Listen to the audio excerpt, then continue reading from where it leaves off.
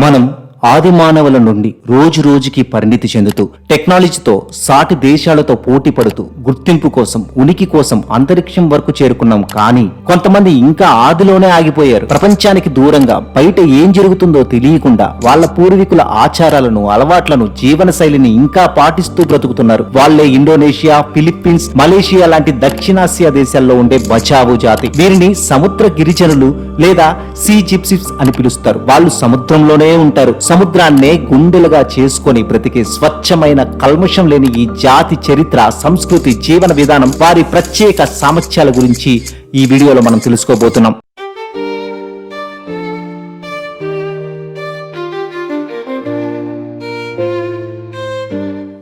సముద్రం అత్యంత భయంకరమైనది, చూడడానికి ఎంతో అందమైనది. లోతుగా విశ్లేషిస్తే ఎన్నో రహస్యాలు కనబడతాయి. ఇప్పటికీ అత్యంత రహస్యాలు దాగి ఉన్న సముద్రం గురించి మనకు తెలియని ఎన్నో విషయాలు ఉన్నాయి. అదే సముద్రాన్ని ఆసరా చేసుకొని బ్రతికే జీవుల గురించి మనకు తెలుసు. సముద్రంలో బ్రతికే జీవుల గురించి ఎన్నో వింతలు, విశేషాలు ఉన్నాయి. కానీ సముద్రం ఒడ్డు దగ్గర బ్రతికే మనుషులు, అందులో గిరిజనుల జీవితాలు సముద్రంతోనే ముడిపడి ఉన్నాయి. సముద్రమే దైవంగా, సముద్రమే జీవనంగా, సముద్రమే ఆధారంగా ఏమీ తెలియని అమాయక గిరిజనులు కొన్నేళ్లుగా సముద్రంతో కాపురం చేస్తూ నివసిస్తున్నారు. నిజానికి మనిషి బ్రతకడానికి ఎన్నో నేర్చుకుంటాడు. అడవిలో అయినా, కొండల్లో అయినా, మంటల్లో అయినా తమ మనుగడ కోసం ఎంతో ప్రయత్నం చేసే మనిషికి సముద్రంతో కలిసి బ్రతకడం ఒక సవాళ్ళనే చెప్పాలి. మనం ఇప్పుడు తెలుసుకోబోయేది సముద్రమే ప్రపంచంగా బ్రతుకుతున్న గిరిజనుల గురించి.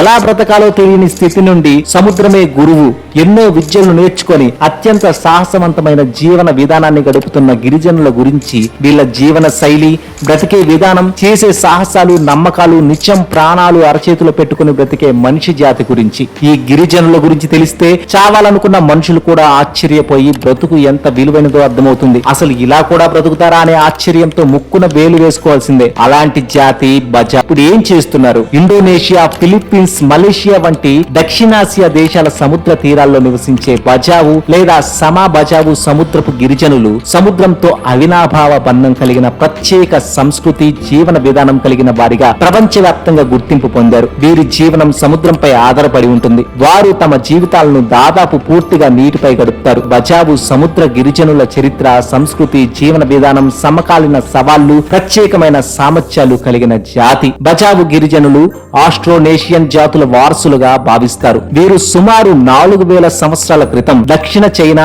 తైవాన్ మరియు ఫిలిప్పీన్స్ నుండి దక్షిణాసియా ప్రాంతాలకు వలస వచ్చినట్లు చరిత్రకారులు అంచనా వేస్తున్నారు. వీరి పూర్వీకులు సముద్ర వాణిజ్యం, చేపల వేట, నావిగేషన్ లో నైపుణ్యం సాధించిన వారు. బచావు గిరిజనులు ఫిలిప్పీన్స్ లోని సులు దీవుల నుండి ఉద్భవించినట్లు నమ్ముతారు కూడా. అక్కడ నుండి వారు ఇండోనేషియా, మలేషియా మరియు బ్రూనైలోని సముద్ర తీరాలకు వ్యాపించారు. వీరి జీవన విధానం సముద్రంపై ఆధారపడి ఉండడం వల్ల వారు లెపా అనే సంప్రదాయ పడవలపై నివసిస్తూ నీటిపై జీవితాన్ని గడిపేవారు. ఈ పడవలు వారి ఇల్లుగా, రవాణా సాధనాలుగా, చేపల వేటకు ఉపయోగపడే సాధనాలుగా ఉపయోగపడేవి. గత కొన్ని శతాబ్దాలుగా బజావు సముదాయం సముద్ర వాణిజ్యంలో కీలక పాత్ర పోషించింది. మసాలా దినుసులు, సముద్ర ఉత్పత్తులు సరఫరా చేసే వ్యాపారం చేసేవారు. బజావు గిరిజనులు సముద్రంపై నిర్మించిన స్తంభాల ఇళ్లలో అంటే టిల్ట్ హౌసెస్ లో గడుపుతారు.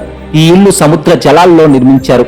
వీటిని గుండెలపై నిర్మించిన గ్రామాలుగా పిలుస్తారు. విచిత్రం ఏంటంటే ఈ గ్రామాలు భౌగోళిక పటలలో చోటు చేసుకోవు. ఎందుకంటే ఇవి ఎప్పుడు స్థిరమైన స్థానంలో ఉండవు కాబట్టి. బజావు గిరిజనులు చేపల వేట, సీ క్యుకుంబర్స్, ఇతర సముద్రాల జీవుల సేకరణ ద్వారా జీవనం సాగిస్తారు. వారు స్పియర్ ఫిషింగ్ అంటే గుండెలతో చేపల వేట వంటి సాంప్రదాయ పద్ధతులను ఉపయోగిస్తారు. ఈ పద్ధతిలో వారు సముద్రంలో లోతుగా డైవ్ చేసి చేతితో తయారు చేసిన గుండెలతో చేపలను వేటాడుతారు. వారు ఎటువంటి ఆధునిక డైవింగ్ సామాగ్రిని ఉపయోగించరు. కేవలం చెక్క గాగుల్స్ మాత్రమే ధరిస్తారు. ఈ చెక్క గాగుల్స్ వాళ్లే స్వయంగా తయారు చేసుకుంటారు. వాళ్ళకి ఇది తమకు ఆత్మరక్షణగా ఇది ఉపయోగపడుతుంది కూడా. అసలు బచావు సాంప్రదాయాలు వేరు.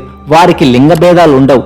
అందరూ సమానులే. బజావు గిరిజనులు సున్నీ ముస్లింలైనప్పటికీ వారు సముద్ర ఆత్మల పట్ల నమ్మకం కలిగి ఉంటారు. వారు సముద్ర దేవతలకు ఆఫరింగ్స్ ఇస్తూ ఆచారాలు నిర్వహిస్తారు. ఉదాహరణకు నవజాత శిశువు యొక్క ప్లాసెంటాను సముద్రంలో విడుదల చేస్తారు. ఎందుకంటే సముద్రం వారి తోబుట్టువు ఇల్లు అని వారు నమ్ముతారు. అలాగే వారు ఉంబో తుహాన్ అంటే సముద్ర దేవుడితో పాటు దయాంగ్ మంగిలే వంటి దేవతను పూజిస్తారు. బజావు సంస్కృతిలో సాంప్రదాయ నృత్యాలు, సంగీతం మరియు కళలు ముఖ్యమైన స్థానాన్ని కలిగి ఉన్నాయి. వారి నృత్యాలు సముద్ర జీవనాన్ని, చేపల వేటను, ప్రకృతితో వారి సంబంధాన్ని ప్రతిబింబిస్తాయి కూడా. ఈ కళలు వారి సాంస్కృతిక గుర్తింపును బలపరుస్తాయి. ఇండోనేషియా సమాజంలో గౌరవం పెంపొందిస్తాయి కూడా. బజావు గిరిజనులు చాలా సందర్భాల్లో రాజకీయంగా, సామాజికంగా వెలివేయబడుతున్నారు. వారు ఏ దేశంలోనూ పూర్తిగా పౌరసత్వాన్ని కలిగి ఉండరు. దీనివల్ల వారికి ప్రభుత్వం సహాయం గాని, విద్య గాని, ఉపాధి గాని అవకాశాలు ఏమీ అందుబాటులో ఉండవు. అలాగే స్థానిక సమాజాలు వారిని అనుమానంతో చూస్తారు. దీనివల్ల వారు మరింత ఒంటరిగా మిగిలిపోతారు. కొంతమంది బజావు గిరిజనులు ఆధునిక ఫిషింగ్ పద్ధతులైన డైనమైట్ ఫిషింగ్ లేకపోతే సైనైడ్ ఫిషింగ్ వంటివి ఉపయోగిస్తున్నారు. ఇవి సముద్ర పర్యావరణానికి హాని కలిగిస్తున్నాయి. వారి సముదాయానికి దీర్ఘకాలిక నష్టాన్ని కూడా కలిగిస్తున్నాయి. బజావు సముద్ర గిరిజనులు సాంప్రదాయ జీవన విధానం అంతరించిపోతున్న దశలో ఉంది. ప్రస్తుతం కేవలం 100 నుంచి 200 కుటుంబాలు మాత్రమే సాంప్రదాయ లాన్సా హౌస్ బోట్ లో నివసిస్తున్నాయి. అయితే వారి సంస్కృతిని, జీవన విధానాన్ని కాపాడుకునేందుకు కొన్ని ప్రయత్నాలు అయితే జరుగుతున్నాయి. పర్యావరణ సంస్థలు, స్థానిక ప్రభుత్వాలు బజావు సముదాయంతో కలిసి సముద్ర వనరుల సంరక్షణకు పనిచేస్తున్నాయి. సస్టైనబుల్ ఫిషింగ్ పద్ధతులను ప్రోత్సహించడం, పగడపు దిబ్బల సంరక్షణ మరియు కాలుష్య నియంత్రణ వంటి చర్యలు తీసుకుంటున్నాయి. బజావు సముదాయానికి విద్య మరియు ఆరోగ్య సౌకర్యాలను అందించేందుకు ఫ్లోటింగ్ స్కూల్స్ మరియు మొబైల్ హెల్త్ క్లినిక్స్ వంటి ఆవిష్కరణలు ప్రవేశపెట్టబడుతున్నాయి. ఇవి వారి సముద్ర జీవనాన్ని వదులుకోకుండా ఆధునిక సౌకర్యాలను అందిస్తాయి. ఈ పర్యాటకం బజావు సముదాయానికి కొంత ఆర్థిక సహాయం కూడా చేస్తారు. చూశారు కదా బజావు జాతి విశేషాలు. బజావు జాతి అంటే ఎవరు, ఎక్కడ నివసిస్తారు, వాళ్ళ జీవన శైలి, బజావు జాతి గిరిజనులపై మీ అభిప్రాయాన్ని కామెంట్ రూపంలో మాకు తెలియజేయండి. Thank you.